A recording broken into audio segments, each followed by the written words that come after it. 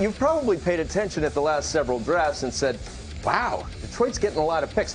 The most since 2018, 33 of them, which gets you to start to wonder, when will all of these picks help this club get back to the elite, which is where they want to be under GM Steve Yzerman. He was hired April 19th, 2019. Number 19. I love it. What Red Wings fans don't love is where they are as a franchise, missing the playoffs. It's just not them. They're ranked 7th on our list. EJ, what do you think?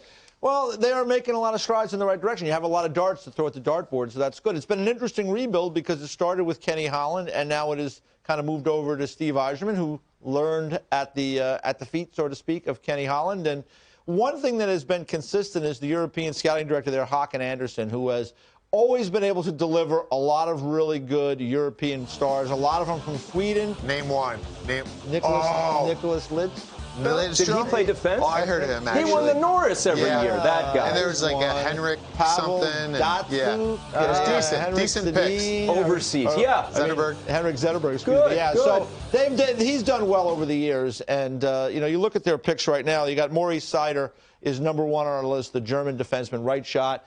Decided to play over in Europe and did not come to the World Junior Championships to play for Team Germany, which, he had moved on from that, and he's playing with the big boys over there. And he, to me, is the key linchpin among the Detroit prospects, because you have to have that kind of anchor on the blue line, as they know better than anyone. They had Nick Lidstrom for most of that run of 25 years where they had so much success. So I'm keeping an eye on Mo Seider. Also, Lucas Raymond, we saw him during the World Junior Championships, a terrific young player. I know they have a number of Swedish players. One guy that wasn't even on our list that really popped a little bit in the tournament was Elmer Soderblom. 6'7". Who was a 6th-round pick in 2019, 6'7", and he was the guy that was making those moves between the legs. And he's someone that could really become a factor for the Detroit Red Wings. You think about those great Red Wings teams, I think about a Thomas Holmstrom that used to be always in front of the net. There's no way you can see around this guy if he gets in front of the net, and he has some skills to match. So the Red Wings have a lot of interesting prospects on the horizon, and we'll see, if and when they get there. And I will say this, Steve Yzerman, the good news for the prospects and for this whole rebuild is that he has the time. He has the cachet in Detroit to have the patience to let this play out. But I would expect to see some of these kids this year and then certainly next season be a big part of their group. I'll bring this full circle, but I want to focus on the Tampa Bay Lightning here because we know they just won the Cup. We know this team has been poised since 2015 when they went to the Stanley Cup Finals. They've been a Cup contender every year since, and they're going to be for the next 5-6 years, I think. Julian Brisebois would probably tell you flat out, Steve Yzerman's fingerprints are all over that roster. We know that, right? So Steve Yzerman now back with the team that he had the C for and made great. They're in good hands, and that's the biggest thing. Like you said, the patience is the biggest thing for them. So that's one that certainly jumps out to me is just the success Tampa Bay had and Steve Yzerman carrying it over. We've got another riser that is intriguing in the Minnesota Wild, and this is a team under Bill Guerin that has not been afraid to be aggressive. We see where they are. They're all the way up to number 4. Kaprizov is a name we've heard literally for years.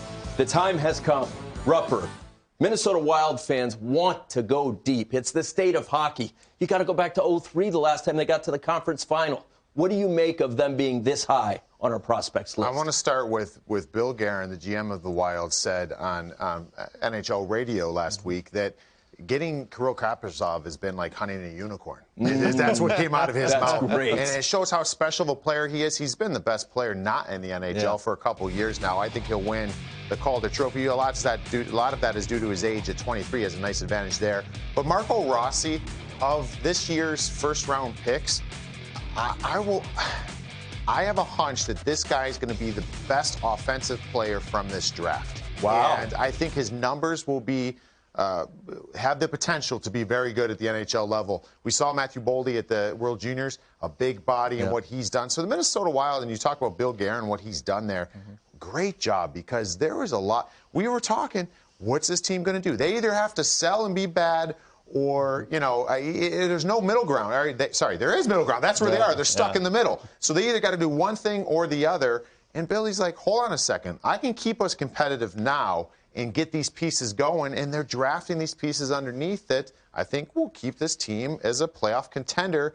And hopefully when these young guys and this deep prospect pool gets up there, they can get to that next level and be a true contender. You know, it's funny how we do these lists of prospects. And in some cases, I mean, think about Minnesota. Kaprizov is the guy that we're looking at now is finally in Minnesota, can really help him push forward. He was drafted 2 GMs ago by Chuck Fletcher, I believe. Right? So they've had a couple of guys before Billy's gotten there, so they've had some turnover within their group. But they do end up having a nice group of players. I'm with you. I'm Matt Baldy. I think that I really like that kid. And, you know, one guy on the list, number 6, Kaapo Kähkönen, who was a goaltender, played in Iowa last year. That is, you know, you try to identify key guys. I mean, they've got several, but that young man is really important. He was terrific at Iowa last year. Our buddy Alex Tanguay was coaching there, really liked his game. You could see him be part of that group this year, because I'm still not so sure that they have the goaltending to make a push. This kid is, I think, ready to play. He's a big goaltender Finnish kid. So keep an eye on that name, Kaapo Kähkönen, as someone that could come in and play this year in goal for the Minnesota Wild. We can't talk about Matt Baldy without me laying down and block a shot like he did against Finland. I love you for life, kid. Now, Tony, you missed that kind of sacrifice. You missed it. It went through. Yeah, I can't block anything. I'm not a good athlete.